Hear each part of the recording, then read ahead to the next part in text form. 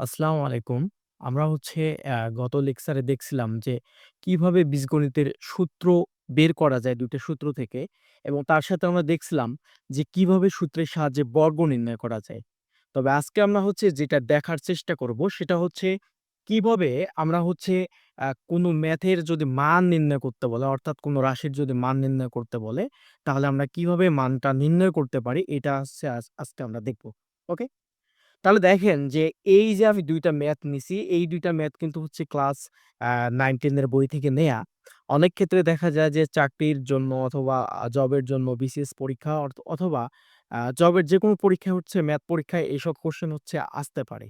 সেক্ষেত্রে আপনারা যদি এই টাইপের কোয়েশ্চেন গুলা আজকের ভিডিওটা দেখেন তাহলে এই টাইপের যে কোয়েশ্চেন গুলা আপনাদের আসবে পরীক্ষায়, আপনারা নির্দ্বিধায় এগুলোর সমাধান করতে পারবেন। ওকে? তাহলে চলেন আমরা সমাধান করি।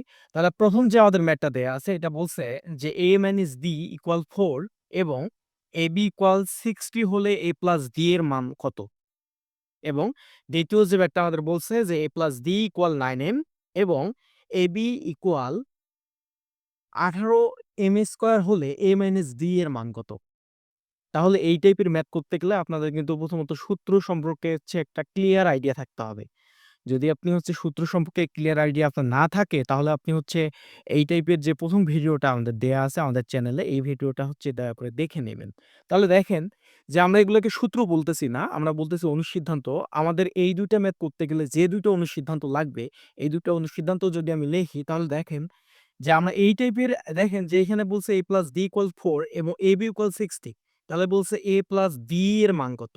তাহলে দেখেন তো ডিরেক্টলি a + d এর কোনো কি সূত্র আছে বীজগণিতে? a + d এর কোনো কিন্তু সূত্র বীজগণিতে নাই। তাহলে আমাদের কিসের সূত্র আছে? যে a + d হোল স্কয়ার এর সূত্র আছে। অর্থাৎ অনুসিদ্ধান্ত আছে। এটা আমাদের কি? যে এটা আমাদের a - d হোল স্কয়ার তারপর কি হবে? যে a - b whole square plus আমাদের 4ab ওকে? এটা আমাদের অনুসিদ্ধান্ত। যেহেতু আমাদের বলছে a + b এর মান কত? তাহলে আমাদের যেহেতু a + b এর কোনো সূত্র নাই, আমরা জানি a + b হোল স্কয়ারের সূত্র যেহেতু আমাদের আছে, সেজন্য আমরা কি করলাম? যে এই সূত্র এপ্লাই করে এই ম্যাথের সমাধান করব। তাহলে এই সূত্রের বা এই ম্যাথের অর্থাৎ এই রাশির অনুসিদ্ধান্ত আমাদের অর্থাৎ a + b এর অনুসিদ্ধান্ত আমাদের এটা। ওকে? তাহলে আরেকটা আমাদের সূত্র আছে যেহেতু এখানে মাইনাস বলছে, তাহলে মাইনাসের সূত্রটা আমাদের কি? মাইনাসের সূত্র a - d whole square equal কি? এখানে প্লাস হবে যে a + d whole square minus হবে কি আমাদের 4ab। তো এই টাইপের সূত্রগুলো কিন্তু আমাদের চ্যানেলে দেয়া আছে। আপনারা দেখে নিবেন। তাহলে দেখেন যে আমরা ২ টা সূত্র শিখলাম যে a + b whole square equal কি? a - b whole square plus 4ab আরেকটা a - b whole square equal কি? a + b whole square minus 4ab। তাহলে দেখেন এই ২ টা সূত্র দিয়ে আমরা কিন্তু ম্যাথটা সলভ করতে পারব। তাহলে দেখেন আমরা যদি ১ম ম্যাথের সমাধান করি অর্থাৎ ৩ নাম্বারে আমরা কি বলব যে দেওয়া আছে। তাহলে আমাদের প্রথমত কি দেয়া আছে? যে a - b ইকুয়াল 4 এবং কি দেয়া আছে? ab ইকুয়াল কত? 60 তাই না? তাহলে এখন দেখেন যে আমাদের বলছে a + d এর মান বের করতে। তাহলে a + d এর তো কোনো সূত্র নাই। তাহলে আমরা জানি কিসের সূত্র আছে? যে আমরা জানি আমাদের সূত্রটা a + b হোল স্কয়ার। তাহলে a + b হোল স্কয়ার সূত্র কি আমাদের?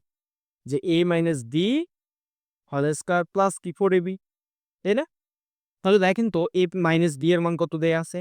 a - b এর মান দেয়া আছে আমাদের 4 সো 4 এর উপরে স্কয়ার প্লাস তাহলে আমাদের 4 এর 4 তাহলে এখানে আমাদের কত দেয়া আছে? যে এটার মান দেয়া আছে 60 সো গুণন 60 এটা আমাদের কি হইল? 16 যোগ কত? ৪ ছয় কত? 24 অর্থাৎ 240 তাহলে 240 আর 16 আমাদের কত হয়? যে 256 তাহলে এখন দেখেন যে আমাদের কিসের মান বের করতে বলছে? যে a + b এর মান বের করতে বলছে। কিন্তু আমাদের এইখানে আমরা কিসের মান পাইছি? a + b হোল স্কয়ার এর মান। অর্থাৎ আমাদের কি হবে? যে a + d কত হবে? তাহলে এইখানে আছে বর্গ, ওইদিকে গেলে আমাদের কি হবে? বর্গমূল। সো বর্গমূল 256 তাহলে আমাদের কত হবে এটা? আ যত হবে অত অ্যান্সার হয়। মেবি 16 আসে অ্যান্সার। অর্থাৎ 16 আমাদের অ্যান্সার। অর্থাৎ আমরা কি পাইলাম? যে a + b এর মান পাইলাম 16 তাহলে এই টাইপের যে ম্যাথ গুলা আছে, যদি আপনাকে এখন বলে যে a - d ইকুয়াল 10 এবং ab = 1 হলে a + d কত? ইজিলি আমরা করতে পারবো। তারপর যদি a মাইনাস b মান অর্থাৎ এইখানে যেকোনো মান যদি দেয়া থাকে এবং এইখানে যেকোনো মান দেয়া থাকে, তাহলে হচ্ছে আপনারা কি করবেন যে এইভাবে হচ্ছে ম্যাথটা সলভ করতে পারবেন। অর্থাৎ এটা রিটার্নের ক্ষেত্রে প্রযোজ্য। যদি আপনাদের হচ্ছে এমসিকিউ এর ক্ষেত্রে আসে, তাহলে হচ্ছে আপনারা অন্যভাবে অর্থাৎ শর্টকাট টেকনিকের মাধ্যমে এটা কিন্তু হচ্ছে আপনারা করতে পারবেন। ওকে?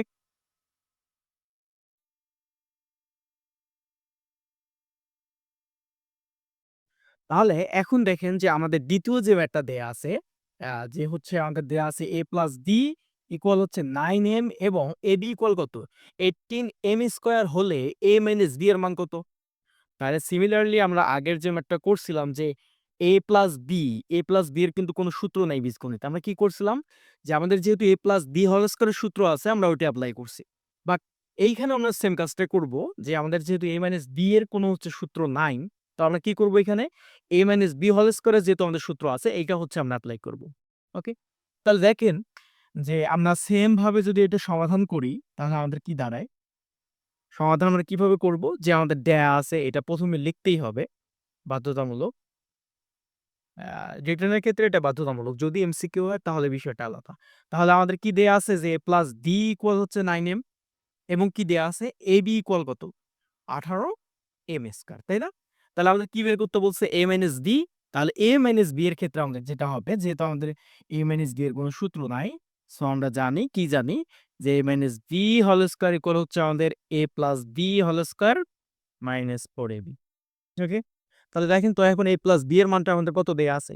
9m। সো 9m তার উপরে স্কয়ার মাইনাস 4 ab এর মান কত? 18 তার উপর সরি 18m তার উপর স্কয়ার। তাহলে ৯ এর উপর স্কয়ার মানে কত? ৯ এর উপরে স্কয়ার মানে হচ্ছে ৮১। সো ৮১m স্কয়ার মাইনাস তাহলে এটা কত হয়? ৪ × ৩২ এর ২ ৪ × ৪ তাহলে ৭ ৭২m স্কয়ার। তাই না? তাহলে আমরা যদি বিয়োগ করি আমাদের ফাইনালি কি আসে? ৮১ থেকে যদি আমরা ৭২ বিয়োগ দিই তাহলে আমাদের আসবে 9। So 9m square. তাহলে 9m স্কয়ার এটা কার মান? এটা হচ্ছে আমাদের a মাইনাস d হোল স্কয়ারের মান। তাই না? তাহলে অতএব আমাদের a মাইনাস d হবে কত? যে এটা আমাদের বর্গ আছে ওইদিকে গেলে কি হবে? বর্গমূল।